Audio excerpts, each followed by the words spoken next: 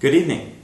We are reading Parashat Teitzei this week, and we're also in the month of Elul leading up to Rosh Hashanah. And a friend of mine pointed out the famous Rambam, where he speaks about blowing the shofar during the month of Elul. And he says the purpose of that is to wake us up. It's a spiritual alarm clock. And the idea is that it doesn't just wake us up that we're doing nothing and we need to do something.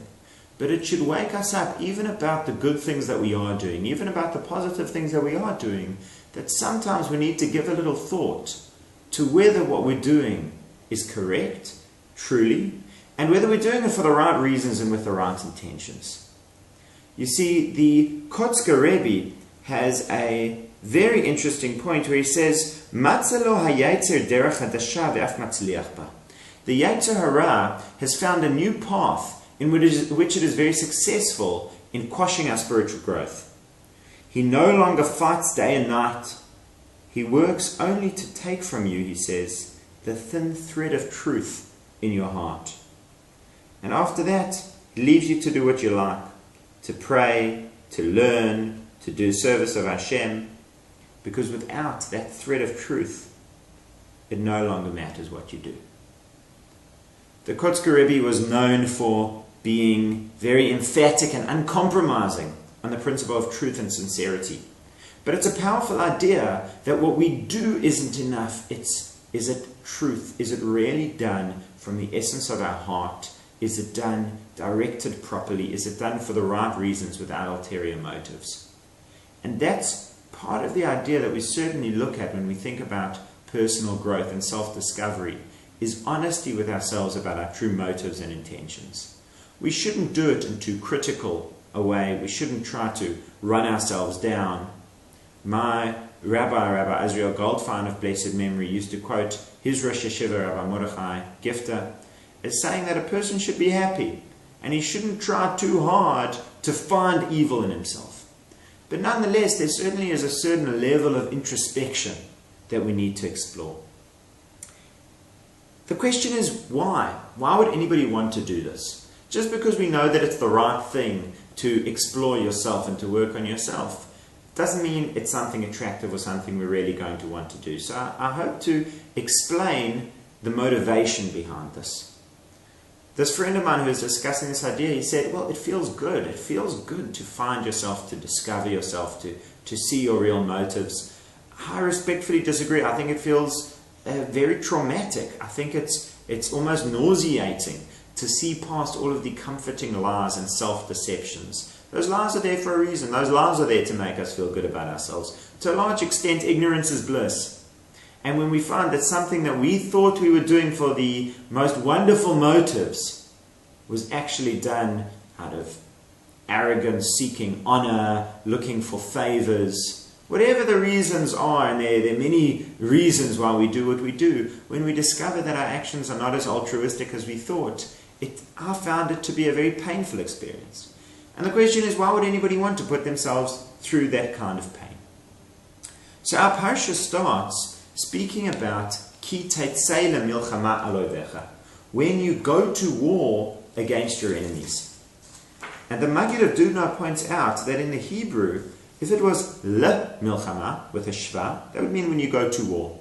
But it says la milchama with a patach, which really means when you go to the war. The war, of course, referring to the war against our evil inclination. In the general sense, the Torah is speaking against our war against our enemies that surround us. But on a deeper level, it's speaking about the eternal war, the war that we fight with our evil inclination every day. And he gives an analogy to explain the cost we must be willing to pay for the war, of two brothers who were traveling through a dangerous area, and they were unfortunately kidnapped by slavers. These slave traders kidnapped them and bundled them into this truck and were taking them off to be sold as slaves. It may sound anachronistic, but unfortunately we should be aware that the slave trade is still an extremely lucrative one in many parts of the world, in various forms, but the slaving is still very big. But these two men were bundled up as slaves and sent off. As they're driving past an inhabited area, a city, the one brother says to the other, this is what I'm going to do. I'm going to kick open the door of this truck and we're both going to jump out and run. His brother says to him, It's dangerous. We could get killed. We could break an arm or a leg. So he says, listen, we're not going to get killed.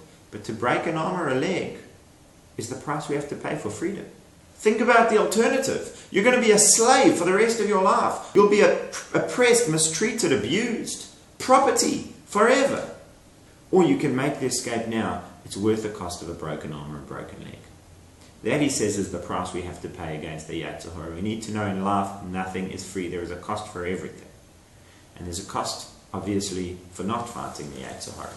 And that is something that the Mesilat Yesharim, Rabbi Moshe Chaim Luzzatto, says, beginning of chapter 5 of his famous book on personal growth, the Mesilat Yesharim.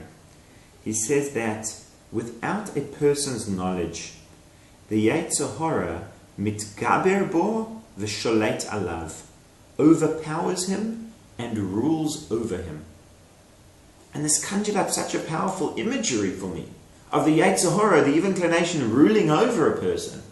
I thought of Vichy France during World War II. The Germans had conquered. They were running the country. They had a puppet government in place. The French people were living under the occupation of an evil force, of an evil power.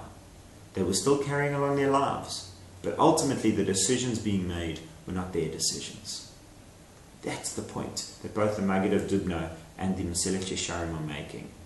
Without our goodness, without our freedom, without our war against the evil inclination, we are not free. We are not even truly alive. What's at stake here is not simply whether we tell ourselves a comforting lie or whether we face up to the harsh reality at times. What's at stake is whether we are able to be honest enough to be free. The price of freedom is the willingness to confront who we really are and the willingness to take responsibility for ourselves, for our lives, and for our decisions. The Kotzker Rebbe said that people talk about great people being able to resurrect the dead, but it's not the dead we need to resurrect, he said, it's the living. Resurrecting the dead is Hashem's business. Our business is resurrecting the living. It's people who are physically alive, but who are spiritually conquered and ruled over by the evil inclination. It is in those people that we need to see what we can do to help them to foster a rebellion, to reclaim their lives, to reclaim themselves. So how do we do this? I'd like to offer 3 suggestions. The one is to sit down and write out what your values are. What do you value in life? What is important to you? What do you think are the core things that you believe are important in your life? Whether it's a religious connection, whether it's family, whether it's giving to others. Think about what core values you stand for, and then think about what you do to express those values. And think about what more you could do to express those values. The second exercise is the flip side. Look at everything that you do. Write a list again. Go through your average day or even a week. Take a few minutes. Write a list of what you do and then think about, is what I do in line with my values? Why am I doing what it is that I'm doing? And the final idea is to make regular Torah study a part of your day. Our sages tell us that even if somebody is not behaving correctly, regular Torah study is so full of light, Torah is so full of light and goodness, that it will help bring him back to the path of righteousness. So the idea is that we have to wake up not only to the things that we aren't doing, not only to the things we're doing wrong, but even to the things we're doing right. Look into yourself. Who are you? Where are you? A final thought from the Kotzker Rebbe. He says every morning when a Jewish person wakes up, they start their day, Modeh ani lefanecha. I am thanking before you, Hashem, for giving me another day of life. He says, have you thought about who is Ani? Who is the I? And who is lefanecha? Who is the you, Hashem? Who are you? That's the wake-up call of the shofar. What are you doing? Are you free? Are you making the decisions you want to make? Are you being the person you want to be? In this war that we have, this constant inner struggle against our evil inclination, are we holding fast and true to the values that we stand in? Have a wonderful week and an excellent Shabbos.